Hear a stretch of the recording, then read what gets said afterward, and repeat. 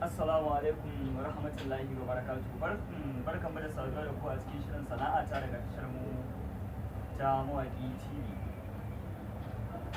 Kamar yadda kuka sani masu kallo, muna gabatar muku da wannan shiri na sana'a ta daga nan tashar mu YouTube channel mai suna mawaƙi TV.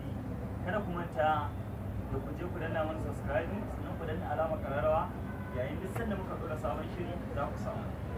Sannan ga mai buƙatar ziyartar mu, ofis ɗinmu yana nan a rijiyar lemu wani 'yan babura bayan gidan man ƙoƙiya akwai plaza.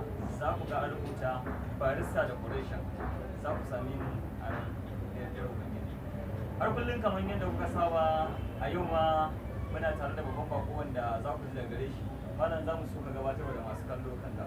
Assalamu alaikum masu kallon mu da sauraron mu. Sunana Alios Haidarka, kuma ina sana'a ta hannu ta buga bushin a kasuwar kofar ruwa. To, kamar yadda muka saka sun sha tarihin ka, Malam Aliyu, za mu so sanin cewa sana'ar hannu sana'a ce wadda idan mutum ya riƙe ta zai cimma gaci duk wani mataki da ake so a kai yakan iya kaiwa, ko kuma sana'a ce wadda mutum zai nemi na abinci ne, ko kuma sai gwagwarmaya ma ƙarshe ana sasanta su da wancan ana wancan da wancan ake wasu kamar yadda wasu mutanen suke fahimta. Za mu so mu ji daga gare ka domin kana daga cikin mahallin abu. Ka san ita sana'a tana tafiya ne kamar yadda mutum ya tafi da ita. Idan ka ɗauki sana'a da mutunci sai ka mutunta ka, idan kuma ka ɗauki sana'a a wasa ka ɗauke ta a banza da wuki, ita ma sai ce banza kuma ce wuki da kai. Magana ta gaskiya, sana'a hannu wata sana'a ce mai sirri da rufin asiri kuma a ciki. Babu wani mataki na rayuwa da ba za a kai ba idan za ka yi hakuri da aikinka kuma ka yi shi tsakani da Allah. Shi sana'a hanya abin da ka fi bukata na farko, duk wanda ya kawo maka aiki ka karɓe shi da mutunci, sannan ka yi masa abu da aminci.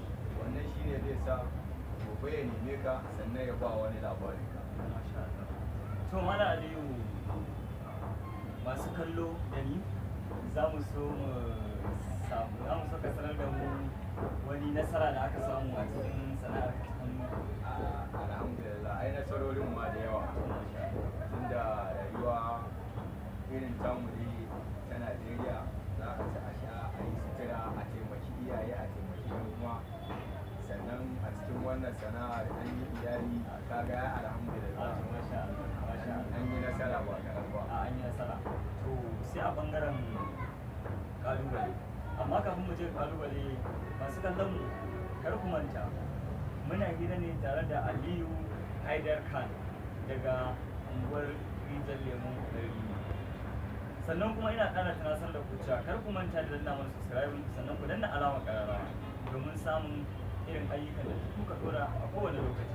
Sannan ina ƙara faɗa muku cewa ofis ɗinmu na nan a barista decoration bayan gidan man ƙoƙiya rijiyar lemu Kano. Malam, za mu so ka sanar da masu sauraro irin ƙalubalen da aka fuskanta a cikin sana'ar. To alhamdulillah, dama kowane irin aiki ma ba a rasa shi da irin nasa kalubale. To amma dai babban kalubalen da muka fuskanta, musamman lokacin da muna yaran aiki, lokacin da muna koyan aiki, kalubale na farko shine ka san ba a jure yunwa. To kusan ka san tsari irin na koyan aiki, masu gida da irin nasu yufa yawwa, kuma ka'ida ne sai an nuna mai ba don komai ba don ka gurgu da rayuwa ma. Wani lokacin ba za ma ba ga kudin abinci ba sai irin kamar karfe 3 an baka da wuri shine 2 da rabi. A lokacin ka bari kawai ga aiki jiki ma dai ya faɗa, sannan za a baka a lokacin kudin abincin da ba ya wuce ma Naira 20 tamu 20 da na sani ne wanda nan muke ce mata muri ko 20 ne. Allah sai. Kai ka san an ce da ba wai bayan mu ya sai da gaskiya ne, ko ba haka ba. gaskiya ne. Ka gani yanzu kuma gashi alhamdulillah an samu wasu abubuwa a da iyali. Ai ka ga sai in ce kun zo ma yaron Malam Ali. Ai kuma manya ne, aiki ne irin da sai barkar manya su ne.